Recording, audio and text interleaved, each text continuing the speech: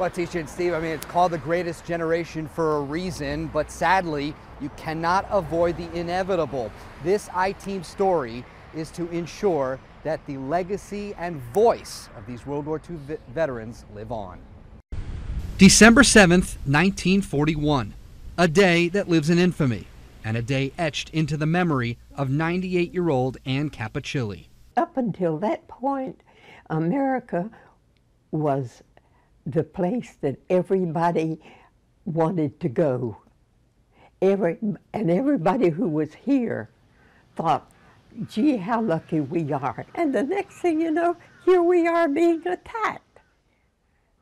And so I signed up. Age 19 when the Japanese bombed Pearl Harbor, Ann was already ahead of her time.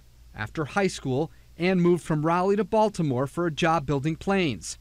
She soon enlisted in the Army, joining the Women's Auxiliary Corps. The most exciting thing was driving an 18-wheeler truck. You drove the 18-wheeler? I drove an 18-wheeler, yes, until I went up, climbed the flagpole.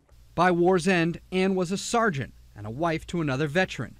7 decades later, she's back in Raleigh with the old pictures and old Army underpants, a relic she's proud to show off as part of her whole story. Everybody helped, and everybody was willing.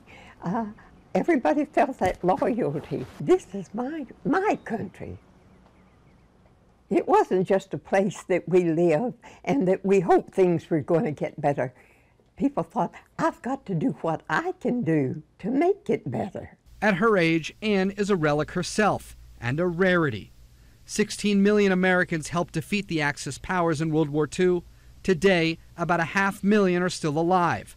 According to the Department of Veteran Affairs, 362 World War II vets die every day. Younger generations now, they're not going to have the blessing of meeting people like you in the future. So what is it that they need to learn about when it comes to World War II? Is it the war in the Pacific? Is it Pearl Harbor?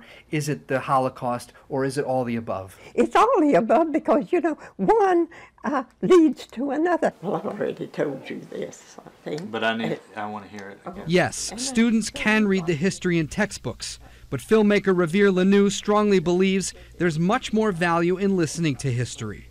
Lanou volunteering his time at the Durham VA and helping create a program called My Life, My Story. Besides Ann, Lanou so far interviewing 8 other vets and counting. I think that the contrast of the internet era, where the tweets are so short and Facebook posts and you thumbs up or you thumbs down or you like or you don't like, and to hear that from the voice, unedited, Hollywood, you know, it's something that's very special and important. As for Ann, she's as grateful to look forward as she is to look back, and eager to celebrate another American Independence Day. Looking at the country today, the division, the tension, does the younger generation, do you have faith in our children to make this world a better place? Oh, yeah. You know, speaking with some of the nurses and doctors at the VA, they also say there's a medical benefit to hearing these stories because it brings the doctors and the patients closer together and it improves the communication between the two and ultimately improving care for those veterans. We're live here in Durham. Jonah Kaplan, ABC 11 Eyewitness News.